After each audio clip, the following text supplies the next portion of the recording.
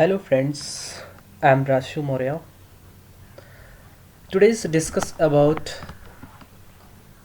chapter 1 computer applications class 9th.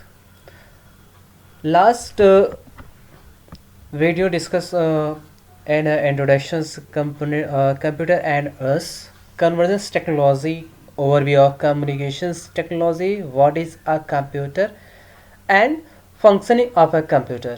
So today this video discuss functional components of a computer system, CPU, the brain, and characteristics of a computer type of computer. So let us start.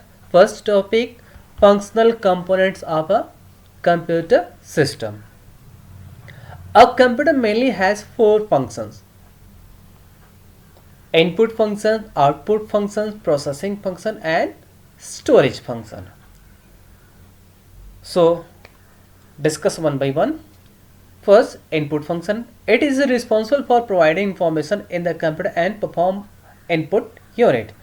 Means that कि हम input functions के through कोई भी task computer से देते हैं, उसे कहते हैं कि आप ये टास्क करो.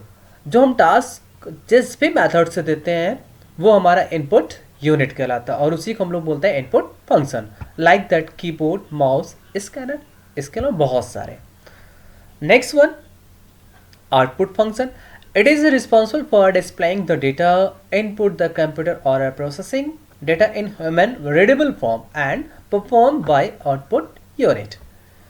कि एक ऐसा जो डेटा अब कंप्यूटर को मिल गया, मिलने के बाद वो प्रोसेसिंग करने के बाद ह्यूमन बीइंग को उसका रीडेबल फॉर्म में या जिस भी फॉर्मेट में वो डेटा दिया गया उसके रिवर्स वो जिस फॉर्मेट में आउटपुट दे उसको हम लोग आउटपुट यूनिट बोलते हैं. अब आउटपुट यूनिट आपका क्या हो सकता है? मॉनिटर भी हो सकता है, स्पीकर भी हो सकता है, प्रिंटर भी हो सकता है, इसके अलावा और बहुत सारे आपके आउटपुट यूनिट है. Next one, processing function. This is responsible for carrying out the given instructions on given data. It is performed by CPU. CPU has following component. Means कि जब हम लोग इनपुट देते हैं वो प्रोसेसिंग होता है या इनपुट के बाद वो जो हमारा इंस्ट्रक्शंस है वो जहाँ पे भी जाता है, जहाँ पे भी कैलकुलेशंस होता है उसको हम लोग बोलते हैं प्रोसेसिंग फंक्शन. प्रोसेसिंग फंक्शन के यहाँ डिफरेंट टाइप्स में या एक तरह से कहते हैं इसके कुछ डिफरेंट कंपोनेंट हैं. Like that ALU, CU and primary memory. ALU, it is responsible for arithmetic instructions like that additions, subtractions, multiplications, division, all logical instructions like that greater than, less than or equal to. Next one, control unit, CU. This is responsible for controlling executions of instructions. Means that कि यहाँ पे जो भी input आया हुआ है वो कैसे परफॉर्म होना है, किसके पास परफॉर्म होना है, वो सारी की सारी कंट्रोल यूनिट के पास होती है. Next one, primary memory. This is where made available CPU is store data instructions being processed. Means कि ये एक ऐसी यूनिट है कि जब तक इंस्ट्रक्शन CPU के पास प्रोसेसिंग हो रही है तब तक वहाँ पे वो डेटा स्टोर होता है ड्यूरिंग प्रोसेसिंग. ठीक है, जैसे ही वो प्रोसेसिंग हो गया आउटपुट चला गया तो वहाँ से डेटा इरेज हो जाता है. नेक्स्ट वन है फोर्थ, स्टोरेज फंक्शन है. It is responsible for storing any kind of information permanently and performed by storage unit. Means कि यहाँ पे जब हम कोई भी इंफॉर्मेशंस को स्टोर करते हैं वो परमानेंटली स्टोर करते हैं. ठीक है, तो वो हमारा स्टोरेज यूनिट के पास जाता है और वहाँ पे हमेशा के लिए वो स्टोर हो जाता जब तक कि यूज़र उसको वहाँ से डिलीट ना करे. Like that hard disk, USB drive, CD, DVD, memory, storage memory जो आप लोगों के मोबाइल फ़ोन में लगती है, इस टाइप से. Okay okay. Next topic, CPU, the computer brain. अभी तक हम लोगों ने इनपुट आउटपुट के बारे में पढ़ा है. सीपीयू के बारे में भी थोड़ी बहुत लास्ट वीडियो मैंने आप लोगों को इंट्रोडक्शन दिया होता है, लेकिन यहाँ पे अब ये समझिए कि सबसे मेन पार्ट कंप्यूटर का जो होता है वो सीपीयू होता है, ठीक है। उसी को हम लोग ब्रेन ऑफ कंप्यूटर भी कहते हैं। क्यों? क्योंकि इनपुट आउटपुट प्रोसेसिंग सब कुछ इनपुट देते हैं तो भी सीपीयू के पास जाता है, वहाँ से प्रोसेसिंग होती है, फिर वहाँ से वो किस टाइप का डेटा है, किस टाइप से आउटपुट यूनिट, कौन सा आउटपुट यूनिट के पास जाना चाहिए, वो सारा का सारा इन्हीं के पास होता है। वो इसी के अकॉर्डिंग इनको कंट्रोल करते हैं। CPU is the brain of computer, control direct the internal activities and action of computer, कि ये डायरेक्ट कंप्यूटर के इंटरनल एक्टिविटी से जुड़ा हुआ होता है। All other part computer work directly by CPU. The CPU also called micro processor or simply the processor. CPU को हम लोग क्या भी बोलते हैं, माइक्रो प्रोसेसर या प्रोसेसर। चलिए, this CPU consist of 3 basic section, कि प्रोसेसर के कुछ 3 सेक्शन होते हैं, उसको देखते हैं। पहला एएलयू, अर्थमेटिक लॉजिक यूनिट। इसके बारे में भी जस्ट हम लोग ने थोड़ी देर पहले पढ़ा हुआ है कि ये अर्थमेटिक ऑपरेशंस जितने भी टाइप्स के होते हैं वो सारे के सारे इन्हीं के थ्रू होते हैं, ठीक है। नेक्स्ट वन है register. All data is temporarily store in register during the execution of program, कि ये प्रोसेसर का एक पार्ट है रजिस्टर, जब तक कि कोई भी डेटा वहाँ पे शॉर्ट टाइम के लिए स्टोर होता है। कब तक के लिए? जब तक कि वहाँ पे वो टास्क परफॉर्म हो रहा होता है, और इसकी साइज बहुत ही छोटी होती है, मतलब लिमिटेड साइज होती है, लेकिन ये बहुत ही फास्ट वर्क करते हैं। नेक्स्ट वन है कंट्रोल यूनिट। तो प्रोसेसर में इसका भी पार्ट आता है कंट्रोलिंग का, कि वो पूरी तरह से overall control input output arithmetic operation या एनी काइंड्स ऑफ ऑपरेशन के मेमोरी में जाना है कि शॉर्ट मेमोरी में जाना है, एवरीथिंग वो सब के सब कंट्रोल यूनिट के पास होते हैं, और एक्चुअल परफॉर्मेंस यही करते हैं। Okay, so let us next video characteristics of a computer. अब कंप्यूटर की भी कुछ इसकी विशेषता के कारण इसको हम लोग डिवाइड किए हुए हैं। हम लोग तो जानते हैं कंप्यूटर एवरीथिंग की ये बहुत इफेक्टिवली है और बहुत ही स्पीड से वर्क करता है। इनके पास जो भी डेटा हम लोग स्टोर करते हैं वो हमेशा के लिए स्टोर होता है। तो अब यहाँ पे हम लोग इन कंप्यूटर की भी इसकी विशेषता के कारण इसको डिवाइड किया गया है। तो पहले इनमें हम लोग देखते हैं स्ट्रेंथ ऑफ कंप्यूटर। कंप्यूटर की स्ट्रेंथ क्या है? So first, speed. Computer are much faster and compared to human beings. A computer can perform tasks in a minute they may task days perform manually. A modern computer can execute million of instruction in 1 second. Means that computer बहुत ही तेज work करता है। अगर हम compare कराएं human being से तो इनसे बहुत ही तेज और एकदम एक्यूरेट ये हमको इंफॉर्मेशन देते हैं या हमारा आउटपुट देते हैं।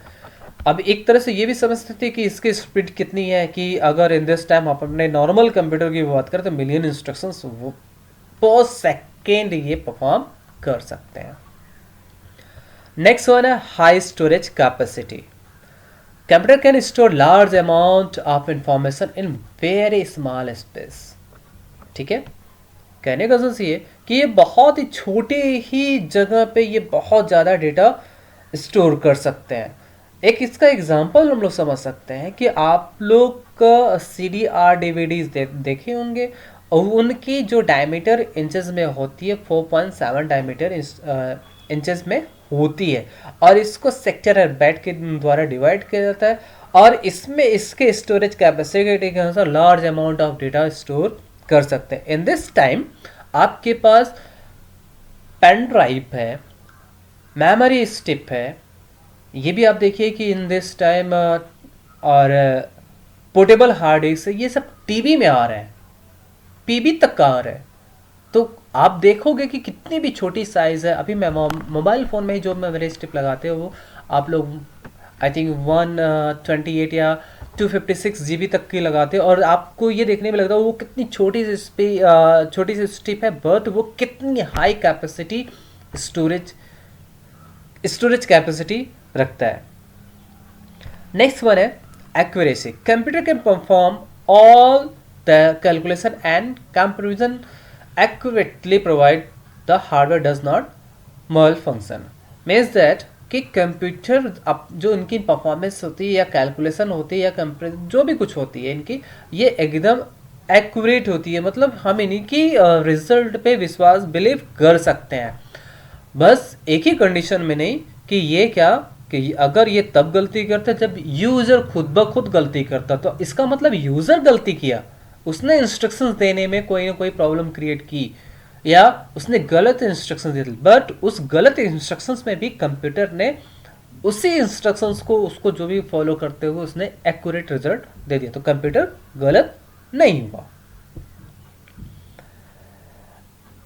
नेक्स्ट वन है रिलायबिलिटी। तो रिलायबिलिटी, हम in computer are immune that friendness and burden of factory, they are more reliable than human being. कहने का सेंस ये कि ये जो भी कुछ देते हैं ये हमेशा इनका विश्वास किया जा सकता है।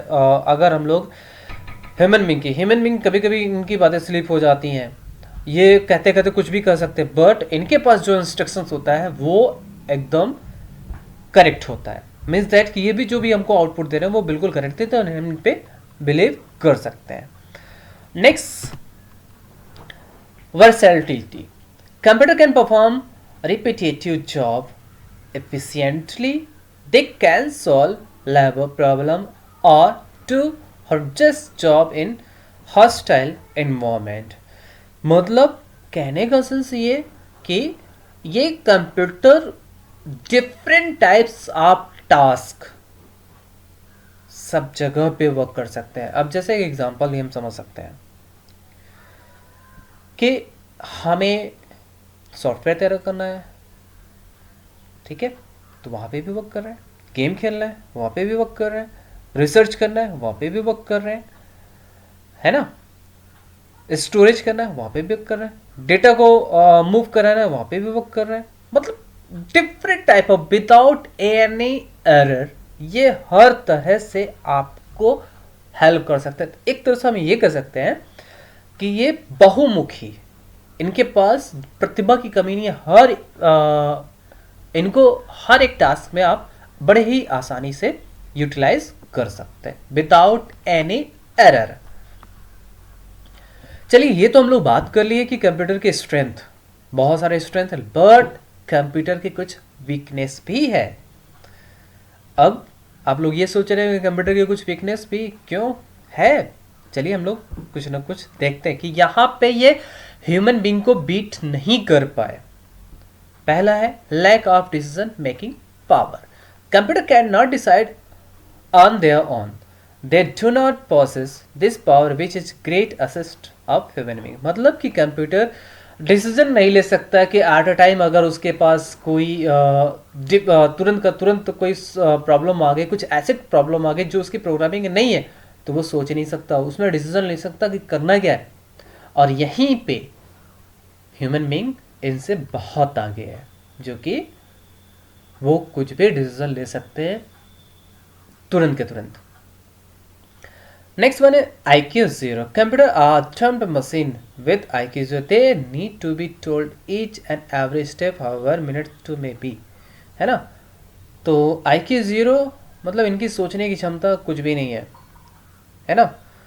ये जो इनको कहा गया बस वही स्टेप बाय स्टेप करेंगे, इसके अलावा ये कुछ भी नहीं कर सकते हैं। Next one, no heuristics. Heuristics means learning from experiences. If a computer commit an error once and similar situations even occur again, computer will commit the same error again. मतलब कहने का सेंस ये कि ये पहले से ये अनुमान नहीं लगा सकते, है ना, कि अभी आपने क्या किया हुआ था, हम अभी उसको क्या किया। मतलब ये कहने का सेंस है कि आपने कोई टास्क किया, अब टास्क में एरर हुआ, तो जब चलिए एरर का आपको मैसेज दे दिया, लेकिन उसी टास्क को फिर से आप रिपीट करोगे तो फिर से वो एरर दे। मतलब कि अभी इनके पास ये नहीं हुआ कि अभी हम जस्ट इसी प्रोग्राम को पहले किए होते, ये तो एरर बताया था, अब फिर से रिपीट आप उसी प्रोग्राम को कर दिए, फिर से वापस एरर। लेकिन अगर यहीं पे ह्यूमन बीइंग बोले कि हमने ये प्रोग्राम रन करा, अभी एरर, फिर से आप उसे आपके टीचर से बोल दें या फिर से आप उसी प्रोग्राम को रन कराओ और उसमें कोई मॉडिफाई और चेंजेस नहीं, तो आप जब उसमें कोई चेंजेस नहीं, कोई मॉडिफाई, तो आप प्रोग्राम रन करा देखते ही सबसे पहले आप बता दोगे कि नहीं नहीं अभी तो हमने ये प्रोग्राम किया था, एरर बताया, हम इसको नहीं करेंगे, इसमें ये प्रॉब्लम आ रही है। बट अगर कंप्यूटर को उसी को फिर से कर दिया तो फिर से वो इसी प्रोग्राम को कर दे। मतलब ये पास्ट एक्सपीरियंस को गेन नहीं करते कि पहले मेरे साथ क्या हुआ है, नहीं, आप जो करंट टाइम में कर रहे हो वही सही है, वो उसी को मान के आगे बढ़ जाते हैं। चलिए ओके, नेक्स्ट हम लोग देखते हैं अब टाइप ऑफ कंप्यूटर। तो अभी तक हम लोग कंप्यूटर के बारे में, उसके परफॉर्मेंस, उसकी वीकनेस, उसके स्ट्रेंथ, इनके बारे में बात किए। अब टाइप ऑफ कंप्यूटर के बारे में बात करते हैं। टाइप ऑफ कंप्यूटर इसके परफॉर्मेंस के अकॉर्डिंग इनको डिफरेंट टाइप्स ऑफ वैरायटी में रखा गया, इसको बहुत सारे कैटेगरीज में रखा गया। अब वन बाय वन हम लोग उस कैटेगरीज को देखते हैं। दो कैटेगरीज में रखा गया, एक पर्पस वाइज और एक प्रिंसिपल वाइज। चलिए हम लोग पर्पस वाइज को देखते हैं। Purpose wise there are two types, special purpose computer and general purpose computer. Special purpose computer is the one that is designed to perform a specific task. The instructions to carry out the task are permanently stored in the machine. मतलब कहने का sense ये special purpose, ये particular किसी task को ध्यान में रखते हुए ऐसे कंप्यूटर को बनाया गया और वो उसी टाइप के इंस्ट्रक्शंस को लेगा और परमानेंटली उसके, मतलब कहने का उसकी प्रोग्रामिंग किसी खास पर्टिकुलर टास्क को ध्यान में रखते हुए की गई और जिस टास्क को ध्यान में रखते हुए की गई है वो उसी टाइप के टास्क को परफॉर्म करेगा। Next one, general purpose computer. General purpose computer is the one that can work on different type of program input to it and thus be used to countless application. The program are not permanently stored but are input at the time of execution. अब general purpose, तो अब general वे में आप ये कर सकते हो कि डिफरेंट टाइप्स ऑफ टास्क है ना, डिफरेंट टाइप ऑफ टास्क आप प्रोग्राम आसानी से आप यहाँ पे कर सकते हो, या डिफरेंट टाइप्स ऑफ एप्लीकेशंस को भी आप यहाँ पे रन करा सकते हो। ओके, चलिए नेक्स्ट वन हम लोग देखते हैं principle of operation wise. Principle of operation wise में they are three types, analog computer, digital computer and hybrid computer. चलिए वन बाय वन देखते हैं। Analog computer, this computer type of work with continuous physical quantity such as a voltage, current, temperature etc. That is, they take input in the form of volt, ampere, celsius etc. but their accuracy is poor as compared to digital computer. ठीक है, analogue computer एक type का एक ऐसा computer जो कि physical, वो specially उसी के लिए बनाया गया और उसी टाइप के लिए वर्क करता है। लाइक दैट इनका हम लोग एग्जांपल समझते हैं, जैसे कि आप लोगों के घर में इलेक्ट्रॉनिक मीटर और स्टेबलाइजर लगे हो तो वहाँ पे करंट देता है, टेम्परेचर जिससे हम लोग कैलकुलेट करते हैं या जिससे हम लोग टेम्परेचर को नापते हैं, वो भी एक टाइप का कंप्यूटर है। बट ये एक तरह से ये कह सकते हैं कि ये इनका आउटपुट उसी वे में मिलता है कि वोल्टेज, करंट, इनका आउटपुट भी कितने मिल रहा, टेम्परेचर कितना मिल रहा। लेकिन अगर हम इसके एक्यूरेसी की बात करें तो ये अगर कंपेयर कराते हैं डिजिटल कंप्यूटर से, तो यहाँ पे इनकी जो आउटपुट होती है वो थोड़ा पुअर होता है, मतलब हम उस पर पूरी तरह से बिलीव नहीं कर सकते according to digital computer. Okay, जैसे एक सिंपल से एक एग्जांपल समझ सकते हैं। एग्जांपल हम आपको देते हैं वॉच का। वॉच में एनालॉग वॉच भी आती है और डिजिटल वॉच भी आती है। अगर हम एक्यूरेट एनालॉग से लेना चाहे करेक्ट टाइम, तो वहाँ पे आप नंबरिंग में, मतलब सेकंड में कहीं ना कहीं थोड़ा सा मिस कर सकते हैं। लेकिन डिजिटल में एकदम एक्यूरेट कितने सेकंड हुए हैं वहाँ पे एक्यूरेट आप ले सकते हैं। Digital computer, this computer type of work with discontinuous data converted in a binary form, digit, and all operation are carried out. This digit is extremely fast rate. Digital computer are much faster than analog computer and for more accurate. Computer used to business and scientific application are digital computer. तो digital computer हम लोग एक type का एक अच्छा computer होता है और ये वर्क में कन्वर्ट इनके जो डेटा वो इंस्ट्रक्शंस होते हैं, हम लोग जो इनपुट देते हैं वो बाइनरी फॉर्म में कन्वर्ट हो जाते हैं। और बाइनरी फॉर्म आप लोग सारे लोग जानते हो, बाइनरी फॉर्म 0 एंड 1, इनके सारे ऑपरेशन 0 एंड 1 फॉर्मेट में होते हैं और इसी फॉर्मेट में ये हमें आउटपुट देते थे, इसलिए ये ज़्यादा बेहतर होते हैं एनालॉग कंप्यूटर के अलावा कि अगर उससे हम लोग कंपेयर कराएं। और ये बहुत ही एनालॉग से ही काफ़ी तेज वर्क करते हैं। ओके, ये मोस्टली साइंटिफिक रीजन में, बिजनेस पर्पस में यूज होता है। चलिए नेक्स्ट वन हम लोग देखते हैं hybrid computer. Hybrid computer utilize the best quality of both the digital and analog computer. In this computer, some calculations take place in analog manner and rest them take place in digital manner. Means that कि ये एक ऐसा computer जो कि analogue and digital दोनों का combination है, दोनों को मिला करके बनाया गया, तो इसको हम लोग बोलते हैं हाइब्रिड कंप्यूटर। और इस टाइप के कंप्यूटर आपको मोस्टली देखने को मिलेंगे हॉस्पिटल, बड़े बड़े हॉस्पिटल में आप लोगों ने देखा होगा कि वहाँ पे कुछ ऐसे भी लगे रहते हैं कि हार्ट बीट की रेट देखने के लिए वहाँ पे आपको एनालॉग भी मिलेगा और डिजिटल मिलेगा। डिजिटल की वो किसकी पंपिंग कितनी चल रही है, और हार्ट बीट की वो उनकी जो सांस लेने की ऊपर नीचे जो काउंटेबल होती है वो कितना अप एंड डाउन हो रहा है। ओके, सो आगे बढ़ते हैं। अब हम लोगों को मेनली जानना है डिजिटल कंप्यूटर के बारे में, क्योंकि इन दिस टाइम उसी का ज़माना चल रहा है और उसमें भी बहुत सारे टाइप्स के डिजिटल कंप्यूटर होते हैं, और वो भी उसके साइज, कैपेबिलिटी और पर्पस के अकॉर्डिंग कि ये कैसा है, इसका कॉन्फ़िगरेशन कैसा है, इसकी साइज, स्पीड एंड कैपेबिलिटी के अकॉर्डिंग इसको कैटेगराइज किया गया, किसको, डिजिटल कंप्यूटर को। चलिए अब इसमें हम लोग देखते हैं पहला एम्बेडेड कंप्यूटर।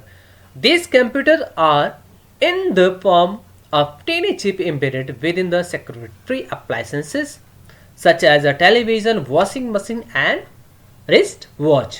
ठीक है, तो डिजिटल कंप्यूटर एक टाइप का एक ऐसा कंप्यूटर होता है जो कि पर्टिकुलर किसी वर्क को ध्यान में रखते हुए बनाया गया है, और ये किसी टिनी चिप मीन्स दैट कि appliances like that home appliances में आप लोगों को इसका एग्जांपल बहुत सारा मिलेगा, like that television, washing machine, wrist watch, everything, बहुत सारे ऐसे हैं आपको। ठीक है, तो कहने का सेंस ये कि वॉशिंग मशीन इसको कैसे कहेंगे कि ये भी तो एक टाइप का कंप्यूटर कि इसमें multiple types of functions available है, हम जो भी बटन उसको प्रेस करते हैं तो वो उसी टाइप का वर्क करता है। और वॉशिंग मशीन आप बेसिकली देखते हैं कि सिर्फ और सिर्फ कपड़े धुलने के लिए काम करता है, तो एक टाइप का कंप्यूटर जो कि किसी स्पेशल टास्क के लिए बनाया गया और वो उसी टास्क को परफॉर्म कर रहा है। अब टेलीविजन क्या कि हम लोग वहाँ से टेलीविजन से ब्रॉडकास्ट कि जो भी कुछ टीवी पे आ रहा होगा, डिफरेंट टाइप्स ऑफ चैनल है ना, तो इस टाइप का प्रोग्राम किया कि वो डिफरेंट टाइप्स ऑफ चैनल में जो भी यूज़र जो भी चैनल को दिखाए वो सिर्फ दिखाने का काम और सुनाने का काम करेगा। नेक्स्ट वन है micro computer, personal computer. Micro computer को हम लोग पर्सनल कंप्यूटर, तो इन दिस टाइम जो हम लोग कंप्यूटर यूज करते हैं वो हमारा माइक्रो कंप्यूटर ही होता है। A microcomputer is a computer whose CPU is a microprocessor. There's a normally single processor, single user system designed for perform basic operations like education, training, small business etc. तो ये ऐसा है कि single processor में इसमें लगा होता है और सिंगल यूज़र के लिए ही डिज़ाइन किया गया, तो जैसा कि हमारे आपके घर में लैपटॉप, डेस्कटॉप या मोबाइल, एवरीथिंग ये सब कुछ है ना, तो इनको हम लोग पढ़ने के लिए भी कर सकते हैं, ट्रेनिंग पर्पज या किसी छोटे से एग्जाम स्मॉल बिजनेस के लिए भी करते हैं। तो इसमें भी डिफरेंट टाइप्स ऑफ जो माइक्रो कंप्यूटर होता है, पर्सनल कंप्यूटर, इसमें different types. Mobile hand held computer. Mobile hand held computer क्या होता है, ये एक ऐसा कंप्यूटर होता है जो कि इनकी लिमिटेड साइज और कैपेबिलिटी होती है।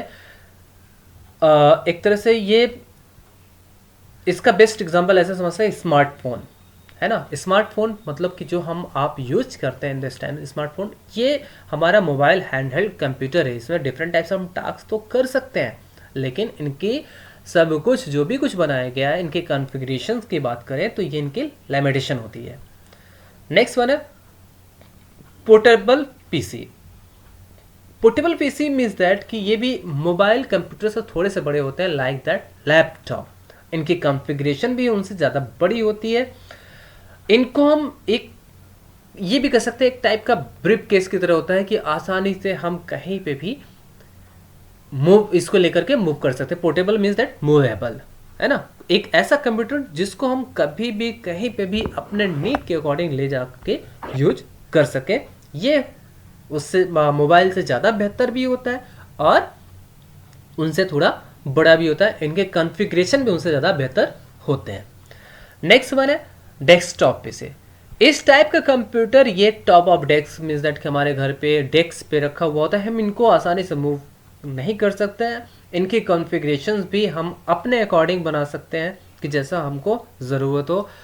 बड़ा भी कर सकते हैं मीन्स दैट कि हाई कॉन्फ़िगरेशन भी कर सकते हैं या मिड रेंज में कर सकते हैं, जैसा कि हम अपने टास्क के अकॉर्डिंग। जैसे कि अगर आपको कोई बिजनेस करना है तो उसके अकॉर्डिंग भी इसको असेंबल आप करवा सकते हैं। नेक्स्ट वन है वर्क स्टेशन। तो पर्सनल कंप्यूटर में वर्क स्टेशन ये ज़्यादा सबसे पावरफुल कंप्यूटर होता है। Work station are similar to personal computer but have a greater memory and more extensive mathematical abilities and they are connected to other work, है ना।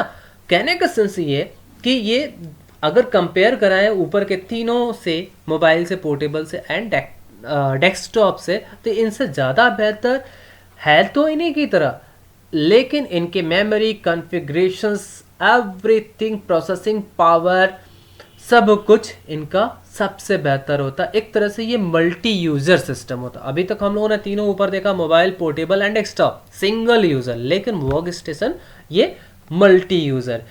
इनके मेमोरी साइज भी लार्ज होती है, इनकी प्रोसेसिंग स्पीड भी काफ़ी बेहतर होती है। मतलब इनको हम एक से अधिक यूजर बड़े ही आसानी से यूटिलाइज कर सकते हैं।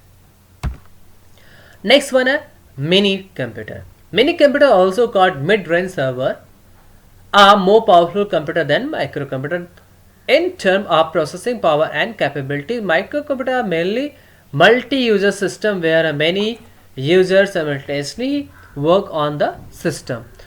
तो मिनी कंप्यूटर ये मिड रेंज सर्वर कहा जाता है इनको, मिड रेंज, और ये ज़्यादा पावरफुल होते हैं किससे, अगर हम कंपेयर कराएं माइक्रो कंप्यूटर से या पर्सनल कंप्यूटर से, तो इनसे ज़्यादा पावरफुल होते हैं। प्रोसेसिंग पावर, कैपेबिलिटी, एवरीथिंग यहाँ पे बहुत ज़्यादा होते हैं, है ना।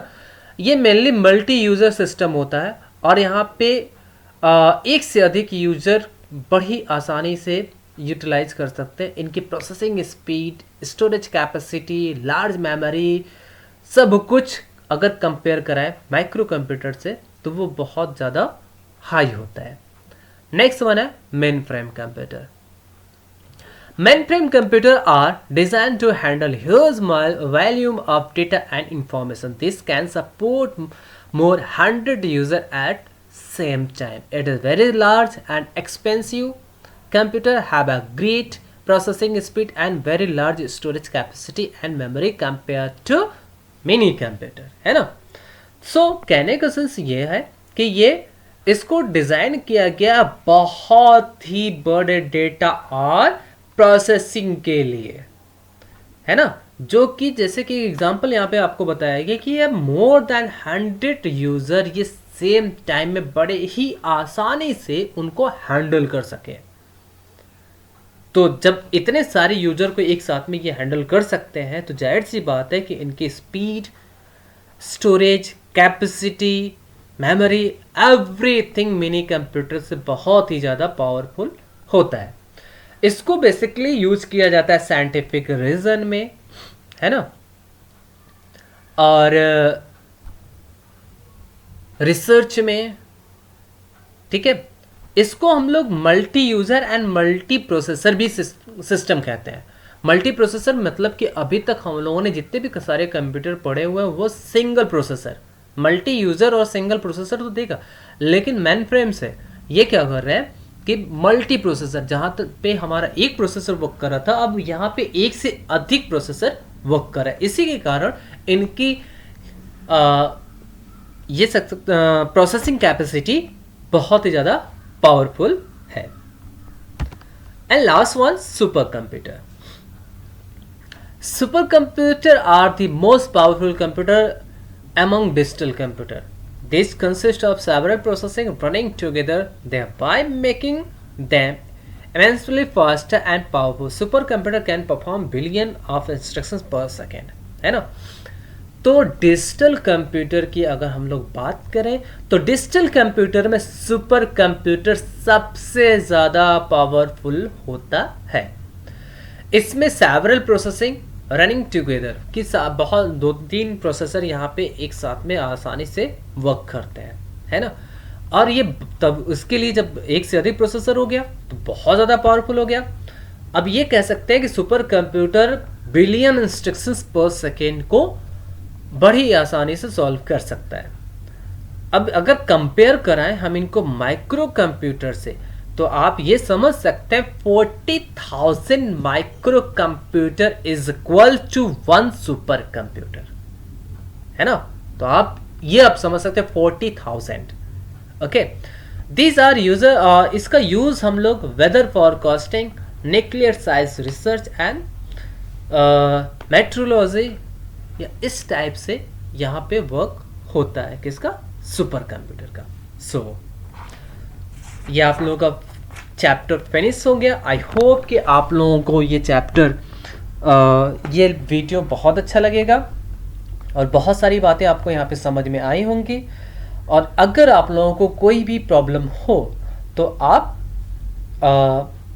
कांटेक्ट कर सकते हैं या कमेंट में लिख सकते हैं। अब नेक्स्ट वीडियो में हम लोग AI पढ़ेंगे जो कि क्लास 9th में नया सिलेबस आया हुआ है। AI means that artificial intelligence.